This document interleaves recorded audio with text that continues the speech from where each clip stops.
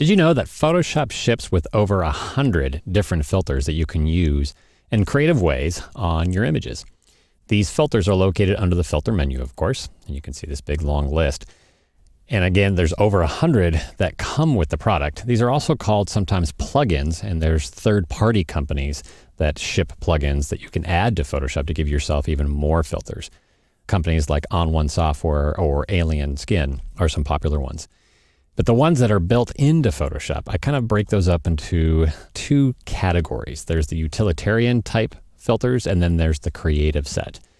There are three subsets in that utilitarian category, at least in my mind. There's the sharpen filters, the blur filters, and the noise filters. And then I put everything else into this creative set over here on the right. So if you take a look at the filter menu up at the top, you can see they're all alphabetized. So there's artistic, blur, brushstrokes, and so forth as you go down the list. When I say sharpen, I'm talking about the various sharpening filters under the sharpen menu, with a sharpen submenu there. The two that you'll use most often are unsharp mask or smart sharpen.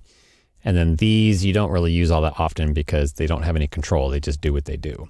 Under the blur submenu, there's quite a few different blurs, but the blurs you'll use most often are Gaussian blur, motion blur, radial blur, and then there's something called lens blur as well. In the noise category, there's add noise and reduce noise. And there's some other special features in here as well. But the two that you'll use the most are add noise to either add some grain back into a digital image or to reduce color noise to get rid of those distracting red, green, and blue pixels that can show up in shadow areas.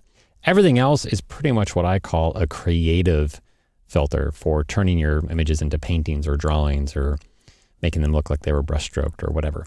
The one exception is that there's an additional sharpen filter in this other menu called high pass. And there's an actual separate video in this course that talks about how to do that in the blend mode chapter. So I won't cover that now. In terms of how filters work, you need to have a layer selected, and then you just simply choose the particular filter that you want to apply. So if I choose this Dahlia layer, you can see I've got two groups, the before group, I'll just turn the visibility on and off, and the after group. So this after folder of images have already had some filters applied to them. But if I want to apply a filter to the Dahlia layer, I just select that layer, I go to the filter menu, and let's go to Sharpen Unsharp Mask. This typically brings up a dialog box. The dialog box has a preview area. Right now the preview is blank because it's viewing a transparent part of this particular layer.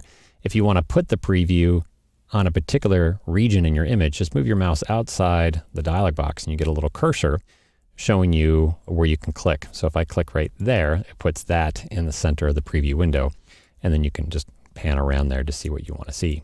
The other thing that you might notice is when you click and hold, you see the before image in this little dialog, and when you let go, you see the after image. Each filter will have its various bells and whistles, its knobs and sliders to choose from to adjust the overall appearance or effect of that particular filter. When you're happy with the results, you just click the OK button, and that filter has now been applied. Now, this is a destructive action. When you run a filter on just a normal layer like this, you are permanently changing those pixels. You can always undo, of course, Command Z or Control Z. But if you're not using something called smart filters, which we'll cover separately, filters applied to a layer are actually changing those pixels in a destructive manner. In the remaining videos in this chapter, what I'll do is cover an example of each one of these categories of filters. So I'll show you unsharp mask, I'll show you a use for Gaussian blur, I'll show you a use for add noise, and then we'll do a texture, how to make something look like it's been printed on canvas, so to speak. So join me in the next videos and we'll continue on with this topic.